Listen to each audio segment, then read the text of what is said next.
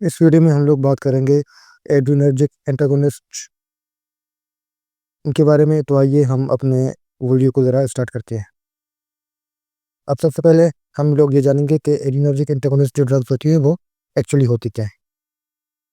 अच्छा, नाम से जाहिर है कि ये ऐसे ड्रग्स होती हैं जो एड्रिनर्जिक रिसेप्टर को ब्लॉक कर देते हैं। यहाँ पे इसका मतलब ये है कि एड्रिनर्जिक रिसेप्टर पे जो कैटेकोलामिन्स बाइंड हो रहे होते हैं उनकी बाइंडिंग को रोकना। अभी जो यहाँ पे जो हमारे कैटेकोलामिन्स होते हैं बॉडी के अंदर, वो बेसिकली न्यूरोट्रांसमीटर्स होती हैं जो एड्रिनर्जिक जो रिसेप्टर्स होते हैं अल्फा बीटा उसके साथ बाइंड कर रहे होते हैं। इसमें वो बेसिकली दो होती हैं, एड्रेनालिन और जो है ना नॉर एड्रेनालिन, या उनको एपिनेफ्रिन और नॉर एपिनेफ्रिन भी कहते हैं। वो उनकी बाइंडिंग को ये जो है ना ब्लॉक कर रहे हैं। और वो कुछ केसेस में या अक्सर केसेस में ऐसा होता है ड्रग्स डायरेक्टली बाइंड कर रहे हैं रिसेप्टर के साथ, ताकि उसके ऊपर जो न्यूरोट्रांसमीटर आने वाला वो उसके साथ बाइंड ना कर सके। और वो इसीलिए मेडिकल में ये जो ड्रग्स होते हैं बहुत सारे एरियाज में यूज़ होते हैं। हाइपरटेंशन में, एंजाइना में, फिर अरिथमिया में, हार्ट फेलियर में, और फिर बिनाइन प्रोस्टेट हाइपरप्लेजिया है। इसको ज़रा हम लोग आगे जाके डिस्कस करेंगे। उसके बाद है ये पर एंजाइटी रिलेटेड जो मतलब सिम्टम्स होती हैं, अब जैसे कुछ पैनिक मतलब अटैक्स है और फिर पल्पिटेशन जो है वो हो जाती हैं, तो उसमें भी वो इवन के जो है ना यूज़ हो सकते हैं। और अभी हम लोग ऊपर आगे जाएंगे और इनको थोड़ा ब्रॉड जो है ना इसको फिर मज़ीद डिस्कस करेंगे। अब सबसे पहले अगर हम इनकी क्लासिफिकेशन के बारे में जानें, तो बेसिकली हम इन जो है ना ब्लॉकर्स को 3 कैटेगरीज में डिवाइड कर सकते हैं। हमारे पास आ जाते हैं अल्फ़ा ब्लॉकर्स, जो कि अल्फ़ा रिसेप्टर को ब्लॉक कर देते हैं। और नेक्स्ट हमारे पास आ जाती है बीटा ब्लॉकर्स, जो कि बीटा जो मतलब रिसेप्टर है उसको ब्लॉक कर देते हैं। और हमारे पास आए वो मिक्स ब्लॉकर्स, मतलब ये ऐसे ड्रग जो एक ही साथ अल्फ़ा को भी ब्लॉक कर रहे हैं और बीटा को भी ब्लॉक कर रहे हैं। ये इनकी जो थ्योरेटिक इंडिकेशंस है वो इस चीज़ पे डिपेंड करती है कि ये ड्रग्स की मैकेनिज्म क्या है, कौन से रिसेप्टर को ब्लॉक कर रहे हैं और इनका इफेक्ट्स क्या है। इन सब को देख के जो इनकी फिर इंडिकेशन है और मेडिकल वो यूज़ है वो फिर उस हिसाब से वो जो है ना डिसाइड होगी। अब अभी हम लोग अल्फ़ा ब्लॉकर्स को डिस्कस करते हैं। अब अल्फ़ा ब्लॉकर्स नाम से ज़ाहिर है अल्फ़ा रिसेप्टर को ब्लॉक कर रहा है, ताकि अल्फ़ा रिसेप्टर के ऊपर एपिनेफ्रिन या नॉर एपिनेफ्रिन बाइंड ना कर सके और उनका उसका जो इफेक्ट या एक्शन है वो ब्लॉक हो जाए। अल्फ़ा ब्लॉकर्स वो सिलेक्टिव भी हो सकते हैं और नॉन सिलेक्टिव भी हो सकते हैं। अगर हम लोग नॉन सेलेक्टिव की बात करें, नॉन सेलेक्टिव अल्फ़ा 1 और अल्फ़ा 2 दोनों के ऊपर बाइंड कर सकता है। इसमें कोई स्पेसिफिक या इसमें कोई सिलेक्टिविटी नहीं है।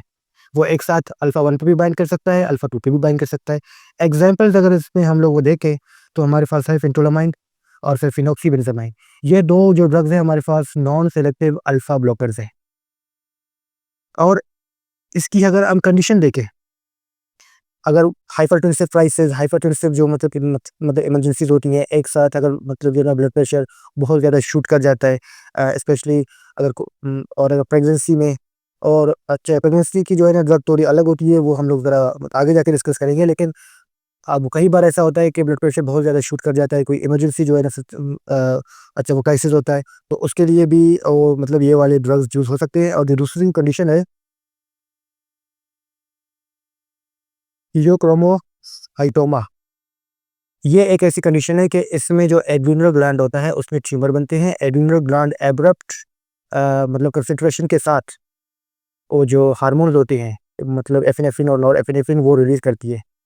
और बहुत ज़्यादा कंसंट्रेशन में जब जो है ना ये वाले हार्मोन्स या फिर न्यूरोट्रांसमीटर्स सर्कुलेट करेंगे तो इनका इफेक्ट भी ज़्यादा होगा। इनके इफेक्ट को रोकने के लिए हम ऐसे ड्रग्स यूज़ कर सकते हैं। इसके अलावा हम लोग सेलेक्टिव अगर अब अल्फा में आए तो यहाँ पे अल्फा 1 की बात हो रही है। और वो अल्फ़ा 1 हमारे कहाँ पे होता है? हमारे वास्कुलर जो है ना स्मूथ मसल में होता है। स्पेशली जो हमारे ब्लड वेसल्स होते हैं, हमारे आर्टेरियोल्स होते हैं, हमारे ब्रोंक्यूल्स होती हैं, वेन्स होते हैं, आर्टरीज़ होते हैं, वहाँ पे होता है। वहाँ पे अल्फ़ा 1 रिसेप्टर अगर ब्लॉक हो जाए तो उन ब्लड वेसल में वेसो कंस्ट्रक्शन नहीं होती, उसमें वेसो डायलेशन होती है। अगर वेसो डायलेशन हो तो फिर ब्लड प्रेशर जो है ना रिड्यूस होती है। और अगर हम लोग वो जो है ना और अगर हम लोग पे ब्लैडर की बात करें तो वहाँ भी अल्फ़ा 1 रिसेप्टर होते हैं। अगर वो ब्लॉक हो जाएँ तो यूरिनरी जो ब्लैडर होता है उन उसमें कंस्ट्रक्शन नहीं होती, उसमें रिलैक्सेशन होती है। उसकी वजह से फिर यूरिन जो फ्लो होता है, अब यूरिन फ्लो अगर मतलब किसी वजह से ब्लॉक हो गई है, स्पेशली अगर जो है ना मसल की कंस्ट्रक्शन की वजह से ब्लॉक हो गई है, वो फिर अल्फ़ा ब्लॉकर्स उन उन मसल कंस्ट्रक्शन को रिवर्स कर देते हैं, उसमें रिलैक्सेशन लाते हैं और उसकी वजह से जो यूरिन फ्लो है वो फिर बेहतर हो जाती है। एग्जाम्पल्स ड्रग्स हमारे पास इसमें आ जाते हैं फेराज़ोसिन और डॉक्साजोसिन और सल्फेराजोसिन, अच्छा ये सेलेक्टिव अल्फा 1 ब्लॉकर्स हैं। अच्छा नेक्स्ट में वो जो हमारे पास कैटेगरी है वो बीटा ब्लॉकर्स की है। अब बीटा ब्लॉकर्स जो है ना, वो जो बीटा रिसेप्टर है, वो बीटा 1 और बीटा 2 इनको ब्लॉक कर देती है, और इसी तरह हमारे पास इसमें वो सेलेक्टिव भी आ जाती है और नॉन सेलेक्टिव भी आ जाती है। अगर हम लोग नॉन सेलेक्टिव की बात करें तो फिर similarly to alpha non selective, ये जो है ना दोनों को अच्छा ये दोनों को ब्लॉक कर रही है, ये बीटा 1 को भी ब्लॉक कर रही है, ये बीटा 2 को भी ब्लॉक कर रही है। इसमें हमारे पास जो एग्जाम्पल्स ऑफ ड्रग है वो फिर है प्रोपेनोलोल और नेडोलोल और फिर टिमोलोल। ये जो है ना बीटा 1 को भी कर रही है और बीटा 2 को भी कर रही है, और इसके जो मतलब मेडिकल जो यूजेस होती हैं इन ड्रग्स के, ये एंजाइना में यूज़ होती है, ये एरिथमिया में यूज़ होती है, जो एसेंशियल ट्रीमर्स होती हैं वो फिर वहाँ पे भी यूज़ हो रहे होते हैं, और फिर माइग्रेन प्रोफाइलैक्सिस के लिए भी यूज़ हो सकते हैं, हाइपरथायरॉयडिज्म और फिर मतलब आंखों का जो ग्लूकोमा होता है वहाँ पे भी यूज़ हो सकती है। अगर हम लोग वो सिलेक्टिव की बात करें तो फिर सिलेक्टिव में हम लोग बीटा 1 की बात कर रहे हैं। अगर हम लोग बीटा 1 की बात कर रहे हैं तो फिर बीटा 1 जो है ना मेनली कहाँ पे होता है? हार्ट में होता है, कार्डियक सेल में होता है। तो इसीलिए उसको फिर कार्डियो सिलेक्टिव कहते हैं। और अक्सर ये ड्रग्स ऐसे कंडीशन में यूज़ होती है जिसका ताल्लुक हार्ट के साथ होता है। मिसाल के तौर पर हार्ट फेलियर, एमआई मतलब वो जो है ना मायोकार्डियल इंफार्क्शन, या फिर उसको हार्ट अटैक भी कहते हैं, हाइपरटेंशन, और या फिर मतलब हार्ट रेट के थ्रू जो है ना हाइपरटेंशन को कंट्रोल करना। ठीक है। एग्जांपल्स जो ड्रग इसमें आती है एथिनोलोल। एथिनोलोल बहुत ही वाइडली जो है ना प्रैक्टिस में यूज़ होती है। इसके अलावा हमारे पास है जो है ना मिटोप्रोलोल और बाइसोप्रोलोल, एस्मोलोल। ये हमारे पास सेलेक्टिव बीटा 1 ब्लॉकर्स, या इनको फिर कार्डियो सिलेक्टिव भी कहते हैं। अच्छा जो थर्ड टाइप है वो हमारे पास mixed alpha and beta blockers. नाम से ज़ाहिर है ये अल्फा को भी ब्लॉक कर रहे हैं और ये बीटा को भी ब्लॉक कर रहे हैं। फिर अल्फा में अल्फा 1 को भी ब्लॉक कर रहे हैं, अल्फा 2 को, और इसी तरह बीटा में बीटा 1 को भी ब्लॉक कर रहे हैं और बीटा 2 मतलब रिसेप्टर को। इनका जो मैकेनिज्म होता है डुअल होता है। अब जिस तरह नाम से भी ज़ाहिर है, अगर अगर अल्फा 1 को ब्लॉक कर रहे हैं तो हमने हमने ये बताया था कि अल्फा 1 जो है ना हमारे ब्लड वेसल्स में होते हैं, तो वहाँ पे वेसोडाइलेशन होगी। अगर वो बीटा 1 को ब्लॉक कर रहे हैं तो फिर बीटा 1 कहाँ पे होता है? हार्ट में होता है। तो हार्ट से रिलेटेड इनके फिर इफेक्ट्स आ जाती है, वो जैसे कि हार्ट रेट को जो है ना वो कम करना, उसकी कंट्रैक्टिलिटी को जो है ना कम करना। ठीक है। इसमें जो एग्जांपल ड्रग हमारे पास हैं लाबिटालोल और फिर कार्वेडोलोल। सही है। अच्छा लाबिटालोल जो है ना अभी जिस तरह मैं बात कर रहा था प्रेगनेंसी में मतलब बहुत यूज़ होती है, और चूँकि प्रेगनेंसी में हम हर ड्रग को यूज़ नहीं कर सकते। इसकी वजह यह है कि एक प्रेग्नेंट फीमेल में एक जो है ना फीटस होती है, और फीटस के ऊपर बहुत सारे ड्रग्स का नेगेटिव या इवन के टॉक्सिक जो है ना इफेक्ट हो सकता है। तो हमें बहुत ही केयरफुली अच्छा अपने ड्रग्स को जो है ना प्रिस्क्राइब मतलब करना पड़ता है, और फिर वो भी बहुत सारे रिसर्च और फिर ट्रायल के बाद। तो इसमें फिर जो है ना लाबिटालोल वो यूज़ हो सकती है अगर प्रेगनेंसी में जो है ना ब्लड प्रेशर शूट कर जाए। इसके अलावा फिर कार्डियोलोल है, ये हार्ट फेलियर और हाइपरटेंशन में यूज़ हो सकती है। इनके अगर हम जो है ना मैकेनिज्म की बात करें तो फिर 1 बाय 1 अल्फा, बीटा और नेक्स्ट जो है ना इनका हम लोग वो मैकेनिज्म चौथोड़ा भी देख लेते हैं। अगर हम लोग अल्फा की बात करें तो फिर अल्फा रिसेप्टर मेनली जो है ना अल्फा 1 होती है, ब्लड वेसल्स में होती है, वहाँ पे ये वेसोडाइलेशन करवाते हैं, और एज अ रिजल्ट ऊपर ब्लड प्रेशर जो है ना वो कम हो जाता है। इसकी वजह यह है कि आपके ब्लड जो वाल्स है वो रिलैक्स हो जाती है। अब इसी तरह अगर एड्रिनल जो ग्लैंड है उसमें ट्यूमर है और वो बहुत सारा जो है ना फिर एफिनेफ्रिन या नॉर एफिनेफ्रिन जो है ना रिलीज कर रहा है, और फिर कैटेकोलामिन्स की जो कंसंट्रेशन है वो ब्लड में ज़्यादा हो गई है, तो अब ये भी जो है ना वो नेगेटिव है, तो उसको कंट्रोल करने के लिए भी ये जो है ना वो अल्फा ब्लॉकर्स यूज हो सकते हैं। और इन वो कंडीशन को हमने नाम दिया था हीलियोक्रोमोसाइटोमा। ये इस कंडीशन को हमने नाम दिया था। इसी तरह इसी तरह पर हमारे पास बीपीएच है, वो मतलब है ना ब्राइन इनाइन प्रोस्टेट हाइपरप्लेजिया। सही है। इसमें तो जो ब्लेडर होता है उसके मसल्स जो है ना कंस्ट्रक्ट हो जाती है, और यूरिन जो मतलब फ्लो है वो रिस्ट्रिक्ट हो जाती है, तो फिर हम लोग ये वाले जो मतलब ड्रग जो है ना अल्फा वो ब्लॉकर्स वो यूज़ मतलब करते हैं ताकि वो यूरिन की आउटपुट जो है ना वो सही हो जाए। अगर हम लोग बीटा ब्लॉकर की मैकेनिज्म की बात करें तो इसमें चूंकि बीटा जो रिसेप्टर होते हैं हार्ट पे होते हैं और फिर पेरिफेरल टिश्यूज में होते हैं, हार्ट पे इनका जो इफेक्ट होता है वो बहुत ही सिग्निफिकेंट होता है। हार्ट रेट को, हार्ट की कंट्रक्टिलिटी को ये जो है ना कम करते हैं, और इसीलिए फिर ब्लड प्रेशर जो है ना डाउन हो जाता है, और फिर लेस वो चांसेस होते हैं हार्ट वो फेलियर के ज़्यादा प्रोग्रेस करने में, और वो लेस चांसेस होते हैं माइक्रोबियल इन्फेक्शन के या उसको फिर मैनेज करना। इसके अलावा जो एंजाइना है, हार्ट अटैक्स है और फिर कंट्रोल्ड हाइपरटेंशन, ये हमने एविटर जो है ना डिस्कस कर लिया है। अगर हम लोग बीटा 2 रिसेप्टर की बात करें तो फिर बीटा 2 रिसेप्टर हमारे रिस्पायरेटरी एयरवेज में होती है। सही है। और बीटा 2 रिसेप्टर, अगर ऐसा कोई ड्रग जो बीटा 2 रिसेप्टर को ब्लॉक कर रही है, और अगर हमारे पास पेशेंट है कोई अस्थमा वाला या फिर कोई सीओपीडी वाला या फिर उसको कोई ना सांस का मसला है, उन पेशेंट को हम लोग बीटा 2 रिसेप्टर नहीं दे सकते। बीटा 2 रिसेप्टर वो मेनली जो है ना नॉन सिलेक्टिव बीटा ब्लॉकर्स में आ जाती है। तो ऐसे ड्रग्स स्पेशली प्रोपेनोलोल जो है ना, अगर हम लोग एक ऐसा पेशेंट है कि उसको ब्लड प्रेशर का भी इशू है और उसको कोई अस्थमा या फिर सीओपीडी भी है, तो ऐसे पेशेंट में हम लोग अक्सर ये करते हैं कि वो जो बीटा सिलेक्टिव जो बीटा 1 ब्लॉकर है हम लोग उनकी तरफ जाते हैं, वो नॉन सिलेक्टिव की तरफ नहीं जाते, या फिर ऐसा कोई ड्रग जो बीटा 2 को भी ब्लॉक कर रही है। इसकी वजह ये है कि अगर बीटा 2 वो रिसेप्टर ब्लॉक हो जाएगा तो पे ब्रोंको कंस्ट्रक्शन हो जाएगी, वो फिर उल्टा हो जाएगा, उसको सांस का मसला होता है और भी ज़्यादा हो जाएगा। अ, जबकि हमें उस सांस को बहाल करना है। अब जिस तरह साल्ब्यूटामोल होता है, वो फिर जो है ना ये एड्रेनर्जिक जो एगोनिस्ट ड्रग होता है, वो फिर उसके लिए हम लोग जो है ना साथ में वो भी देते हैं ताकि इनका कोई जो है ना वो उनका फिर मतलब ब्रोंको कंस्ट्रक्शन और फिर ब्रीथिंग में कोई वो कोई मतलब वो ना हो जाए, मसला या इशू ना हो जाए। इस तरह हार्ट फेलियर में बीटा 1 जो है ना वो भी हम लोग वो दे सकते हैं ताकि, और अगर वो चूँकि एक फ़ॉल्टी अगर एड्रिनल ग्लैंड है, उसमें वो ज़्यादा कैटेकोलामिन्स हार्मोन्स वो रिलीज़ कर रहा है, तो उसकी वजह से हार्ट ओवर स्टिमुलेट हो जाता है और ये हार्ट फेलियर के लिए बहुत ज़्यादा जो है ना खतरनाक हो सकता है। तो उसको ब्लॉक करने के लिए भी हम लोग वो बीटा ब्लॉकर्स यूज़ कर सकते हैं, और ये फिर जो है ना इस मतलब तरीके से ये हेल्पफुल होते हैं।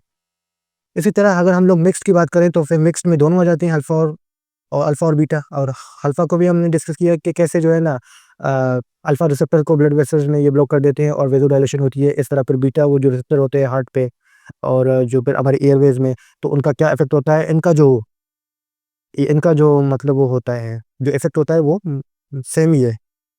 अच्छा, इसके अलावा फिर हमने लेविटोलोल की बात की थी कि प्रेगनेंसी में अगर हाइपरटेंसिव इमरजेंसी हो जाए तो उस केस में हम लोग यूज़ कर सकते हैं। इसके अलावा फिर कार्डियोलोल जो वो मतलब जो ड्रग है वो मिक्स्ड वो एक्शन ड्रग है, हार्ट फेलियर में स्पेशली क्रोनिक हार्ट फेलियर में एक बहुत ही वो मुफीद और कारामद ड्रग है। क्योंकि ये वो मतलब जो कार्डियक जो मतलब वर्कलोड होता है या फिर ये ओवरलोड होता है वो उसको ओवरकम करने में ये जो है ना वो बहुत ही हेल्पफुल रहता है।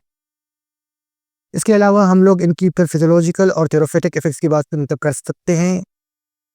अगर हम लोग इसको समझेंगे तो फिर ये ड्रग जिस कंडीशन में प्रिस्क्राइब होती है और इनकी जो मेडिकल इंडिकेशन है ताकि आपको समझने में आसानी रहे।